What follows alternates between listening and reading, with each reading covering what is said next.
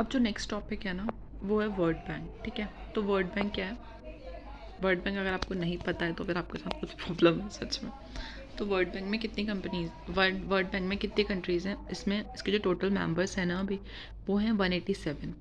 World bank क्या है? It is an international financial institute that provide loan and grant to government of low and middle income countries. हमारी वाली भी developing ही है, हम भी बहुत लोन लेते रहते हैं इनसे। ठीक है, लोन तो आई थिंक आप समझ गए होगे, पैसे मांगना, उधार टाइप। ग्रांट का मतलब होता है जैसे कि डोनेशन टाइप्स, ये हमें देते रहते हैं। ठीक है, उसके बाद ऑब्जेक्टिव्स की बात करते हैं। इसके फंक्शन और इसके ऑब्जेक्टिव बहुत ज़्यादा इंपॉर्टेंट है। पहले ऑब्जेक्टिव पे फोकस करें, अगर आपको नहीं आ रही तो प्लीज़ याद कर लो, रट लो, कुछ भी कर लो, क्योंकि पेपर बहुत पास है। Objective of World Bank: reducing poverty, providing long-term capital to its members, guaranteed provide guarantee against loans granted to large and small unit and other project for member countries, sense of transparency, it promote capital investment। ठीक है, इसके functions की बात कर देते हैं। तो इसका क्या होता है? Loan for reconstruction, development loan, they provide extensive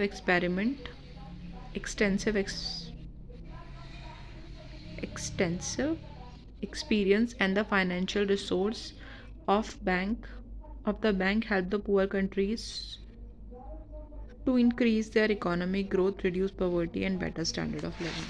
ठीक है, ये इसके फंक्शंस हैं। इसके कुछ और फंक्शंस भी हैं, दो और, जैसे कि it provide loan to various government for irrigation, agriculture, water supply and health education. फिर है it promote foreign investment to other countries by governing loan या granting them loan। it provide economic, material and technical advice। फिर उसके बाद है encourage the development of industries in underdeveloped countries by introducing the various economic reforms। ठीक है, अब उसके बाद करते हैं, ये भी काफ़ी आता है, इंपॉर्टेंट क्वेश्चन है ये भी, the theory of competitive cost of international trade. इसकी थ्योरी क्या बोलती है? This theory is developed by classical economics David Richard. इसका नाम याद कर लो, David Richard, DAVID RICARDO। According to this theory, the international trade between two countries is possible only if each of them has absolute comparative cost advantage in production of at least one of the commodity। ठीक है, the specialization based on comparative cost advantage clearly represent the gain to the trading country in so far as it's enable more of each variety of goods to be produced cheaply by using the abundant factor fully in the country concerned and to obtain relatively cheaper। ठीक है, अब उसके बाद हम बात करते हैं disequilibrium का मतलब क्या होता है। डिसइक्विलिब्रियम आई थिंक आपने कॉन्सेप्ट सुना होगा, लेकिन अब इसका मतलब समझते हैं। A disequilibrium in BOP, balance of payment, means it's condition of surplus और डेफिसिट। या तो उसको नुकसान हो रहा है या तो फिर फ़ायदा हो रहा है। सरप्लस का मतलब क्या होता है? Surplus in BOP occurs when total receipt exceed total income, that is credit ज़्यादा होता है। ठीक है, when a country a current account is at deficit or surplus, its BOP is said to be disequilibrium। A country BOP is a record of all transactions conducted with other country during a given period of time। ठीक है, अब बात करते हैं IMF की। IMF क्या होता है? International monetary fund. इसके पॉइंट्स तो याद करके ही जाने हैं। ठीक है, ये क्या करता है? इंटरनेशनल मॉनेटरी कॉपरेशन प्रोवाइड करता है, encourage the expansion of trade and economic growth, discourage policies that would harm trade।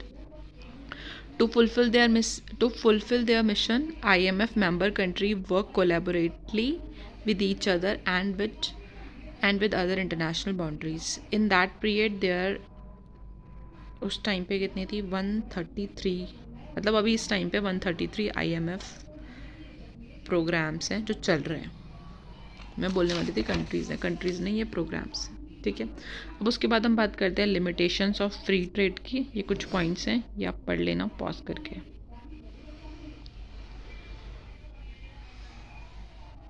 मतलब फर्स्ट पॉइंट तो ये if FTA are not set up within the right framework of policy, they can diminish rather than encourage economy.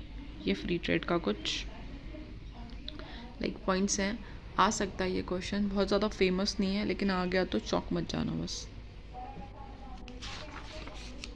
उसके बाद है market needs. Market needs क्या होती हैं?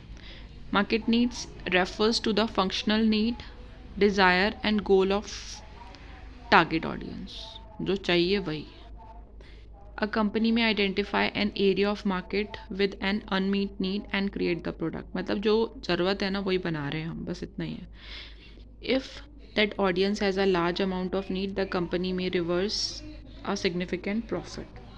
Bill of lading, अगर ये ना आए तो मज़ा ना आएगा पेपर में, सच में। रट लो इसको, रट लो।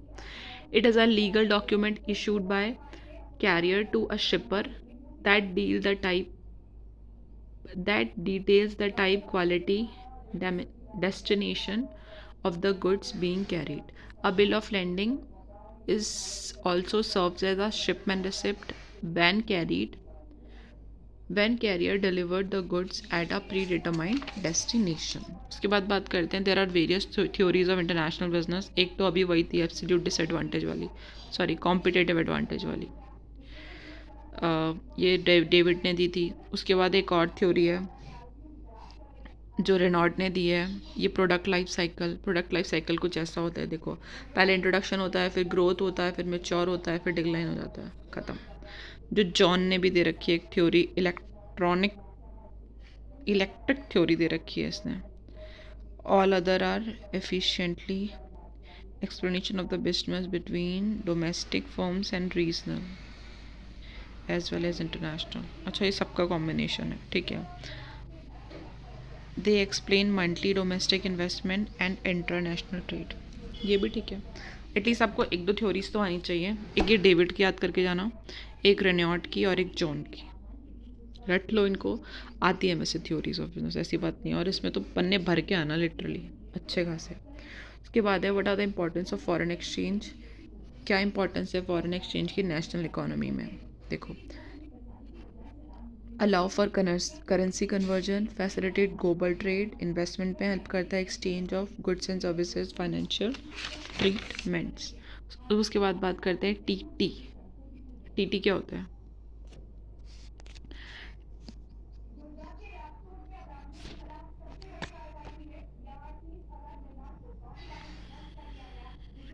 TT refers to the process of conveying result streamed from scientific and technology research to marketplace to avoid society along with association of skills and protection। इसके कुछ साइकिल होता है, जैसे कि ये है, वो है सबसे पहले इन्वेंशन होगा, फिर डिस्क्लोज़र होगा, फिर असेसमेंट होगा, फिर प्रोजेक्ट होगा, फिर मार्केट होगा, फिर लाइसेंस होगा, फिर फाइनल रिजल्ट आ जाएगा, ठीक है। उसके बाद है SAARC। इसकी फुल फॉर्म होती है South Asian Association of Regional Cooperation. ये आता है व्हाट इज़ SAARC। ये कब फॉर्म हुआ था? ये फॉर्म हुआ था 24 नवंबर 2021 में। Strategic communication, SAARC is an economic and political regional organization of countries in South Asia set up in 1985, 8 दिसंबर 1985। इसी में मतलब स्ट्रैटेजिक कम्युनिकेशन का जब इन्होंने अनाउंस किया था वो इस ईयर में किया था। इसमें फ़िलहाल 8 कंट्रीज़ हैं, इनके नाम याद कर लो। अफ़गानिस्तान है, बांग्लादेश है, पाकिस्तान है, भूटान है, इंडिया है, मालदीव्स है, नेपाल है और श्रीलंका है। और इसका जो फुल फॉर्म है ना, ये रट लो, South Asian cooperation for regional cooperation. भले ही कॉपरेशन ना हो हमारी कंट्रीज़ के बीच में, पर हम बनते तो पूरा है वर्ड के सामने कि भैया बहुत ज़्यादा ही कॉपरेटिव है हम, भले आपस में लड़ मरेंगे। उसके बाद है what are the roles of WTO in facilitating global trade. जो मेरी हैंड राइटिंग है ना, नोट्स बनाते बनाते ख़राब होती जाती है, पता नहीं कैसे। The role of WTO in facilitating global trade, it operates a global system of trade value, ठीक हो गया। It act as an forum for negotiating trade agreement, settle करता है ये ट्रेड डिस्प्यूट को। Helps developing economy to build their trade capacity, ठीक है। अब बात करते हैं 4 pillars of trade. Transparency, simplification, standardisation. उसके बाद है करेक्टरिस्टिक ऑफ इंटरनेशनल बिजनेस, कुछ हैं जो होनी ही चाहिए उसके अंदर। Foreign investment, licensing, franchising, service, export and import, merchandise, export and import. उसके बाद है difference between international and domestic trade, ये तो आपको आना चाहिए सच में, कुछ ज़्यादा ही छोटा लिखा है मैंने, जो मुझे खुद भी समझ में नहीं आ रहा है वैसे, ये कुछ साइन लैंग्वेज में लिख दिया। इंटरनेशनल और डोमेस्टिक जो ट्रेड है ना उसके बीच का डिफरेंस वही, और एफडीआई के एडवांटेजेस और उसके डिसएडवांटेजेस, ये इंपॉर्टेंट है, ये तो बहुत इंपॉर्टेंट है। और डोमेस्टिक और इंटरनेशनल ट्रेड के बीच का डिफरेंस भी। इसकी एडवांटेज क्या होती हैं? एफडीआई, फॉरेन डायरेक्ट इन्वेस्टमेंट, इसकी एडवांटेज होती हैं इन्हांस इकोनॉमिक ग्रोथ, ठीक है, technology transfer and innovation, employment generation, infrastructure development, export promotion, diversification of industries. अब इसकी डिसएडवांटेज क्या होती हैं? Loss of centre over strategic industries, risk of economic instability, सही बात है, development of foreign investment potential, development नहीं है ये, delay in foreign investment, potential of conflict भी हो सकता है, ठीक है। उसके बाद है IMF हैज़ बेनिफिटेड इंडिया, कैसे बेनिफिट किया है IMF ने इंडिया को? मेरा कैमरा पता नहीं कैसे बट एक टाइम के बाद बहुत ब्लर सा हो जा रहा है।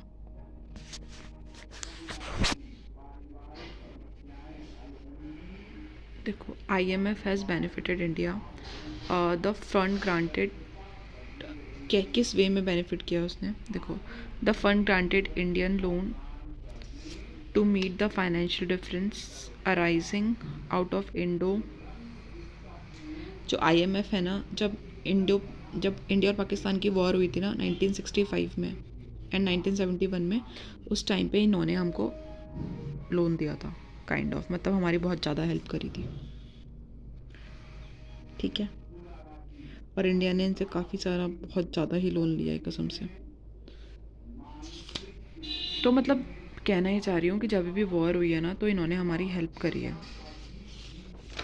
उसके बाद ये जो मैंने लिखा है मैं इसे खुद ही समझने की कोशिश कर रही हूँ।